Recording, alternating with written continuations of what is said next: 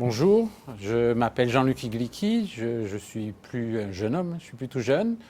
Je suis marié à Christine et je suis le papa de 3 filles qui s'appellent Alice, Marie-Cécile et grand-père de 2 petits garçons aujourd'hui, Léo et Arthur. J'ai connu l'association Cœur et Conscience il y a maintenant pas mal d'années, c'était en 2007, à l'occasion d'un voyage à Madagascar. L'idée, c'était de faire des choses pour les autres et d'arrêter de parler dans le vide, comme ça m'arrivait assez souvent avec mes amis, et puis de mettre la main à la pâte, d'essayer de mettre les choses concrètement en application, les idées concrètement en application. Je suis allé à Madagascar, à Diego Suarez. C'était parce que je pensais que c'était relativement simple d'accès, et c'était simple d'accès aussi pour mes amis mahorais. Et je suis allé à la recherche d'une association qui convenait à mes idées. Je me suis arrêté sur Cœur et Conscience pour des raisons qui sont de très bonnes raisons aujourd'hui, vues d'aujourd'hui, très bonnes raisons. Et à l'époque, les critères, c'était surtout association de taille humaine, une association qui parlait, qui s'occupait des enfants, ça a été très important dans mon choix. Et puis j'ai eu la chance de rencontrer Amédée, et les échanges que j'ai eus avec Amédée à ce moment-là ont été des échanges sur un certain nombre de valeurs qui sont toujours à l'ordre du jour, chez lui plus que chez moi encore, parce que lui il met en œuvre et moi je fais ce que je peux. Donc c'était en 2007, j'ai à ce moment-là complètement accroché à cette idée de participer à quelque chose. L'association était naissante, je crois que dans ma mémoire il y avait 60 ou 70 enfants parrainés. J'ai avec Amédée longuement discuté, je suis allé plusieurs fois à Diego, j'ai amené mes filles.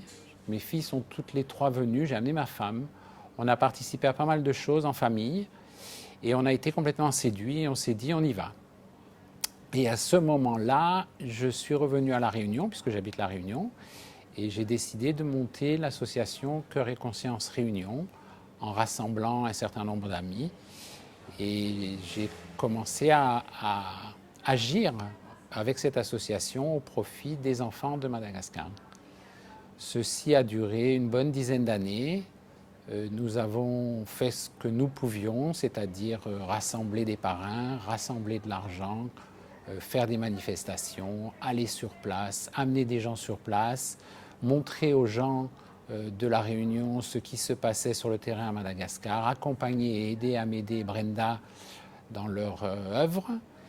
Et ça a duré assez longtemps, ce qui a été pour moi très important, c'était d'être en permanence au cœur de l'action et avoir l'impression que chaque voyage, chaque parrain servait à quelque chose. On a rassuré comme ça, je ne sais pas combien, mais plusieurs centaines, je pense, de Réunionnais qui avaient envie de parrainer, mais qui ont toujours le doute, à quoi sert l'argent, à qui je m'adresse. Et le fait d'avoir cette relation de confiance un peu avec nous, membres de l'association à La Réunion, et aussi sur place quand on allait à Diego, ça les a rassurés. Je pense que ça a été l'amorce d'une belle boule de neige. Aujourd'hui, je me suis un peu éloigné pour des raisons personnelles du cœur de l'action, mais je reste très proche des actions de Cœur et Conscience. Je suis toujours admiratif par le travail accompli. Comme anecdote, j'aimerais vous raconter que les premiers jours, quand on s'est croisé avec Amédée, Amédée m'a raconté ses projets, et ma réaction, quand il me racontait l'ampleur que devait prendre Cœur et Conscience, le nombre d'enfants qu'il voulait parrainer, le nombre d'actions qu'il devait mettre en œuvre avec ses enfants, je me suis dit, ce mec est fou.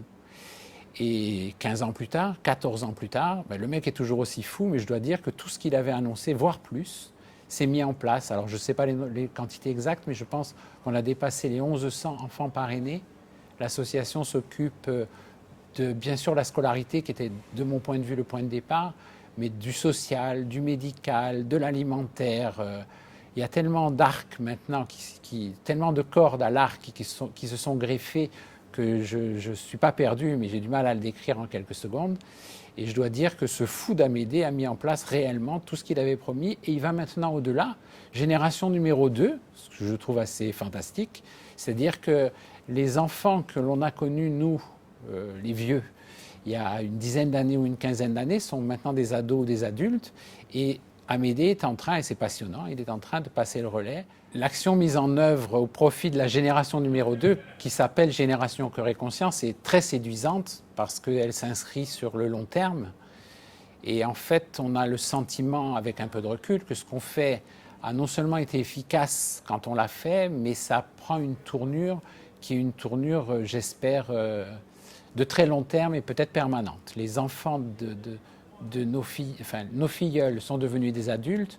Ces adultes vont œuvrer à leur tour et on peut avoir l'espoir que les enfants des adultes un jour œuvreront aussi à leur tour. C'est vraiment une dynamique passionnante.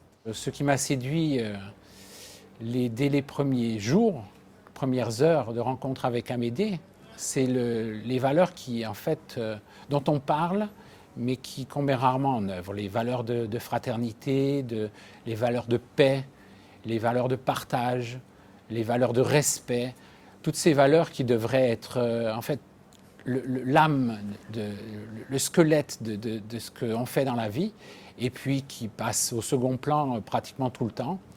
Et quand on est au cœur de l'action comme ça, on redonne du sens simplement au partage et au respect. Le fait de donner 1 kilo de riz à des gens, à des familles qui en ont besoin, ça prend sur place une ampleur et une valeur qu'on ne connaît pas, qu'on a complètement oublié dans le monde moderne et qui quand même sont plutôt le sens de la vraie vie. Et si j'ai un message à faire passer, c'est que à l'origine, il y a 15 ans, quand je me suis mis ça dans la tête, ça me faisait très peur parce que aller dans un pays pauvre, aller voir des gens qui sont dans des états physiques qui sont souvent inhabituels, aller fréquenter des gens qui passent leur journée à casser des cailloux, c'est quelque chose de très surprenant et quelque chose qu'on n'imagine même pas. Mais en fait, ça donne beaucoup, je l'ai dit tout à l'heure, beaucoup de sens et c'est pas toujours rigolo, c'est pas toujours facile. Il y a des moments qui sont plus durs, qui sont très émouvants. Mais franchement, quand on a fait ça, on a vraiment l'impression d'avoir fait quelque chose de bien. Et c'est la raison qui explique que j'ai envie d'y retourner.